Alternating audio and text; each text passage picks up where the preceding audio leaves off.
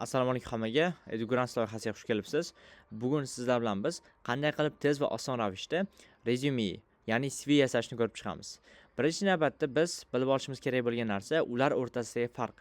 Ya'ni ularni ajratib turadigan yagona farq bu CV atamasini ma'lum bir joylarda ishlatsa, rezyume atamasini boshqa joylarda ishlatishadi. Ya'ni ularning farqi ularni ishlatadigan odamlarning joylashuvidagi farq bo'ladi. Xo'p, videoni boshlashdan avval birinchi navbatda ko'rib chiqishimiz kerak bo'lgan narsa bu bizning Telegram kanalimiz bo'ladi.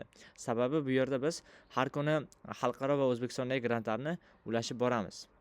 Va bizning oxirgi ulashgan grantimiz bu yerda Hogwarts Summer Camp bo'ladi. Xo'p, demak, CVni biz o'zimning tajribamdan kelib chiqib ikki xil ko'rinishda yasashimiz mumkin. Birinchisi bu qo'lda noldan yasab chiqishimiz kerak bo'ladi. Bunda har bir qismini o'zingiz yozib chiqasiz, ya'ni detallarni, chiziqlarni hammasini yozib chiqasiz. Va ikkinchisi bu tayyorgina shablon, ya'ni qobiqlardan yasash bo'ladi. Unda sizning vaqtingiz ko'p ketmaydi. Hozir videomiz qisqa va tushunarli bo'lishi uchun biz ikkinchi yo'lni, ya'ni tayyor bir shablonlar orqali yasashni ko'rib chiqamiz. Xo'p, shablonlar orqali yasab chiqish uchun bizga eng kerakli bo'ladigan source, ya'ni tool, bizga kerak bo'ladigan vosita bu bizga veb-sayt kerak bo'ladi. Eng yaxshi veb-sayt CV yasash uchun meni topganim bu Canva, ya'ni bizda shablonlar orqali yasash uchun. Xo'p, Canvaga kirganimizda albatta ro'yxatdan o'tmagan bo'lsangiz ro'yxatdan o'tishingiz kerak. Ro'yxatdan o'tganingizdan keyin mana shu menyuga duch kelasiz. Asosiy menyu.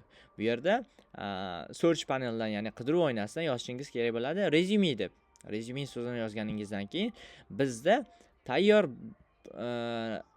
shablonlarni chiqarib beradi. Ya'ni xohlaganingizni tanlab, u orqali yasab ketsangiz bo'ladi. Endi menda Canva Premium borligi sababli hammasi menga ochishim mumkin. Hammasini o'zingiz yoqqan tanlasangiz bo'ladi. Masalan, aytaylik bu yerda Charlie turganidan bularni olsangiz ham bo'ladi, lekin men o'ylaymanki, biz topshirayotgan dastur, grant va ishlarga va amaliyotlarga iloji boricha bunday ranglisi qo'l kelmaydi. Bizga kerakli bo'ladigan asosan ikki xil rangda bo'lishi kerak. Aytaylik, bunisi ham yaxshiroq.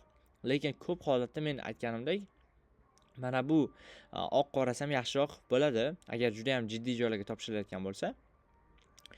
Yoki aytaylik, demak, buni tanlasak ham bo'lar ekan. Kirganimizdan keyin ko'rib chiqsak bo'ladi yaqindan nimalari bor ekan. Xo'p, izmenit shablonni bosamiz.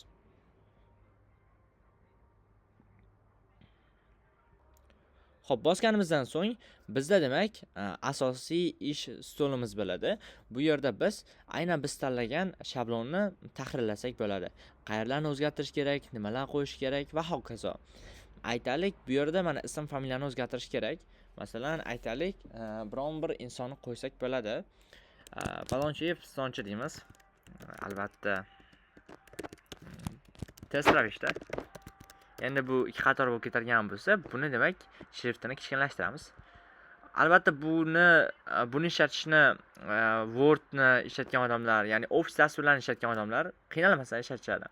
Kontaktni mana bu yerdan o'zgartirsak bo'ladi. Har bittasini shu holatda o'zgartirib chiqsak bo'ladi.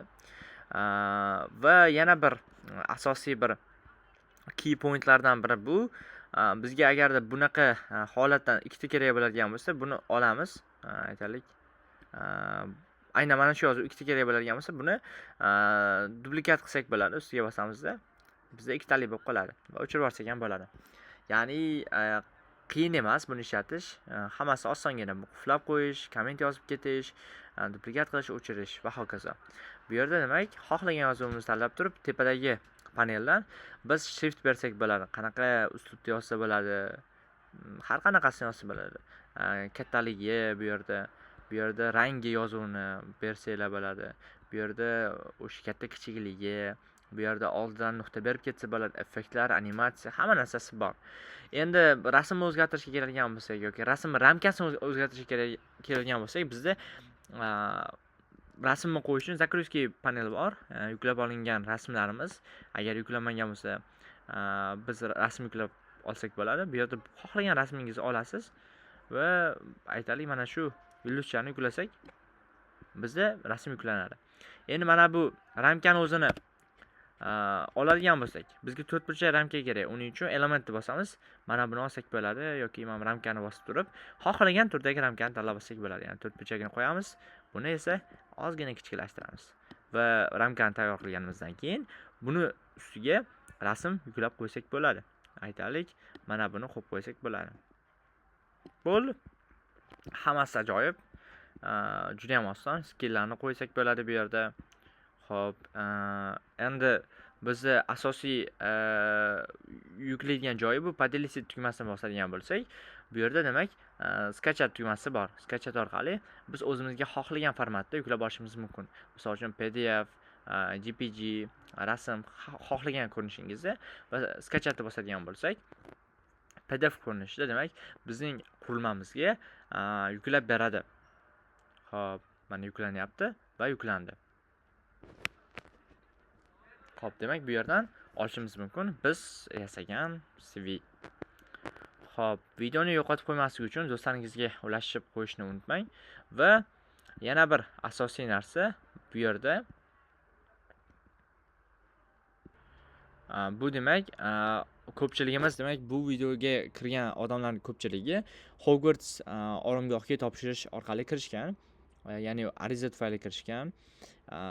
O'zimni tajribalarimni, oromgohdan tajribalarimni bu yerda bir kichik maqola qilib yozganman o'tgan yil 20-iyunda. Albatta bu videoni opsiyasida qoldiraman. Demak, videoni tomosha qilganingiz uchun rahmat.